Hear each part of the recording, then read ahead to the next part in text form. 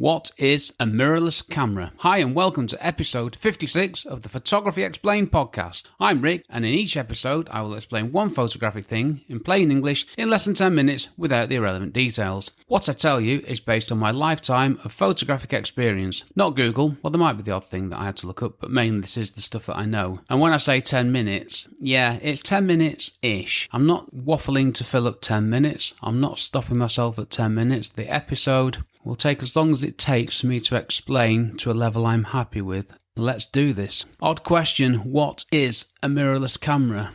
It is an odd question, isn't it? But there is, like many things in photography, an odd term, but there is a logical explanation. What is a mirrorless camera? Well, it's a camera without a mirror. Why would a camera have a mirror? If you were starting today building cameras, they wouldn't have mirrors in them, so why do we call it a mirrorless camera? That's what I'm here to tell you. In the last episode, I explained what a DSLR camera is. This is the camera with the mirror in it. I had to explain what a camera with a mirror in it was, so I could then explain what a mirrorless camera is. Okay, so let's do the answery bit. A mirrorless camera has a sensor that is permanently exposed to light. Did I say permanently then? Let's do that again. A mirrorless camera has a sensor that is permanently exposed to light. When taking a photo, a shutter covers the sensor and then opens and closes to expose the image for a time duration set by the shutter speed. The viewfinder on a mirrorless camera is electronic. Mirrorless cameras do not have mirrors or the pentaprism found on DSLR cameras, so are much smaller and lighter than DSLRs. Okay, that's it. That's the answer. Let's talk a bit about this. Yes, I did do a bit of research because I know I didn't research the SLR one because I was fine with that. Mirrorless, yeah, I knew what they were, but I wanted to know a bit more, and I've come across a new term, which I wasn't expecting, to be honest with you. It is a DSLM, Digital Single Lens Mirrorless Camera. I've never heard of that before. Have you? This was on the Panasonic website, which proves I do some research, to be fair, but yeah, DSLM, new one on me. Right then, so why get rid of the mirror?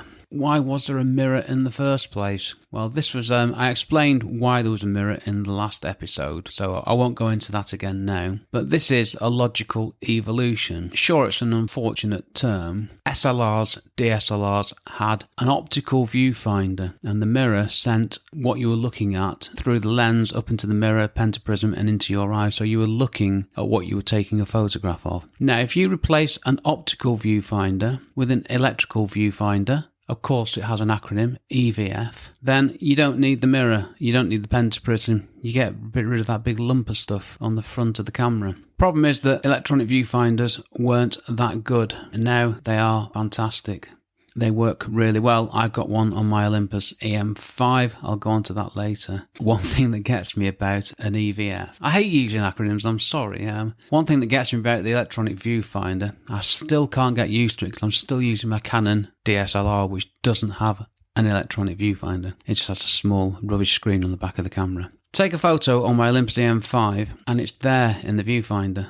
You can look at it in the viewfinder. It's amazing. Because it's digital or electronic viewfinder, of course it can show you what the sensor's recorded. And it's just an amazing thing. And I can pick up my camera and I can move it and still have that image. And it throws me. I'll get used to it. It's not my fault I'm rubbish, as I say to my youngster. Okay, you get rid of the mirror. You get rid of the pentaprism. That's less stuff in the camera. And that makes the camera smaller. So, as I like to do from time to time, a few questions about mirrorless cameras. I mean, that's the fundamental difference. Is a mirrorless camera better than a DSLR? It depends. The awful, inevitable answer. It depends on the cameras you're comparing. I think the honest answer is mirrorless cameras are as good, if not better, than DSLRs because they have new technologies in them. Will mirrorless cameras replace DSLRs? I say yes, without a doubt. There will come a point in time, which I think is coming quicker than we ever thought, when DSLRs will stop being made. I think it's already started to happen with the big manufacturers, Canon, Nikon. There are others available, of course. But Sony, Fuji, I think Fuji might still do an SLR camera. No, I think give it 3 years, you won't be able to buy a new DSLR. There you go. I've just nailed my colours to the mast there. Come back to me in 3 years. That should be another, how many episodes? Come back to me on episode 377 and let's see. I'll make a note of that. What type of mirrorless cameras are there? Now, we've been through the types of cameras in previous episodes. I'm going to duck that question because the next question I had was how big are the sensors in mirrorless cameras? And as we've established before, the size of the sensor is an integral part of which camera system your camera sits in. So you can get full frame mirrorless cameras, you can get cropped sensor cameras, APS-C. You can get micro four thirds mirrorless cameras. In fact, you cannot get a micro four thirds SLR. The two are completely different. So full frame, SLR to DSLR to mirrorless, that's the transition. Crop sensor, APS-C, is going down the same direction. So like I say, give it a couple of years, we won't have any DSLRs. There's a few issues that come out of that, like lenses and stuff, but you can get adapters now, so it's not a great problem. Oh, I'm talking about lenses in the next episode. Just thought I'd sneak that one in there. I'm only saying that because I've just written the script for it. Yes, there is a script. How much are mirrorless cameras?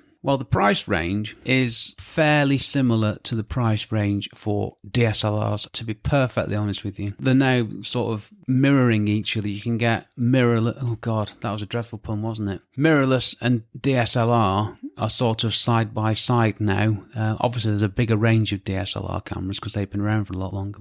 But the price levels compared to the qualities, equipment, standards and everything are broadly comparable. Next question. This isn't a Google question.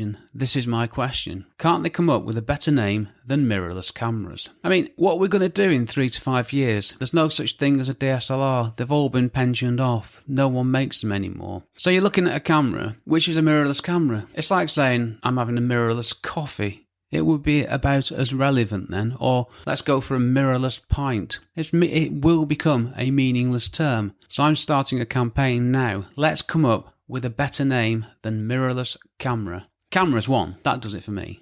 Yeah, I understand the term mirrorless camera. It makes sense. The evolution makes perfect sense. Can we just do something better going forwards? What do you think? Do I use a mirrorless camera? Well, I use a DSLR, a Canon 6D, still using the old workhorse, still taking brilliant photos. But I also use an Olympus EM5 Mark II. Now, this is smaller than my Canon, and I really like using it. It's a lovely piece of kit, and it's a mirrorless camera. It's a micro four thirds mirrorless camera, but I still love using my DSLR.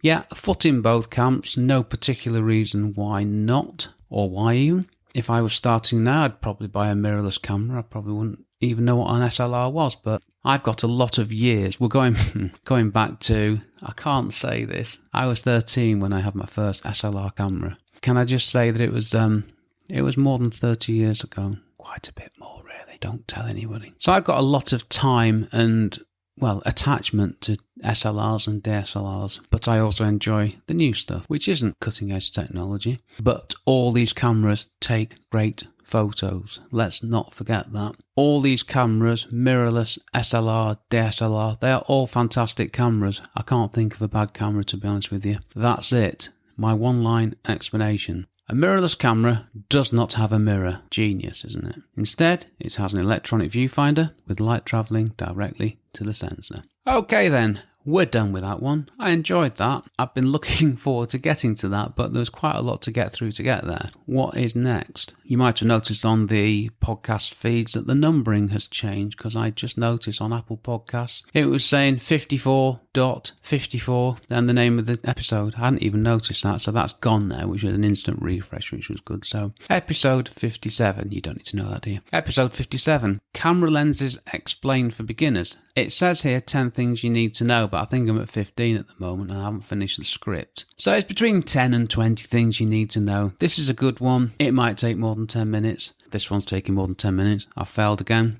but it's not the longest one. Anyway, thank you for listening to my small but perfectly formed podcast. It says here.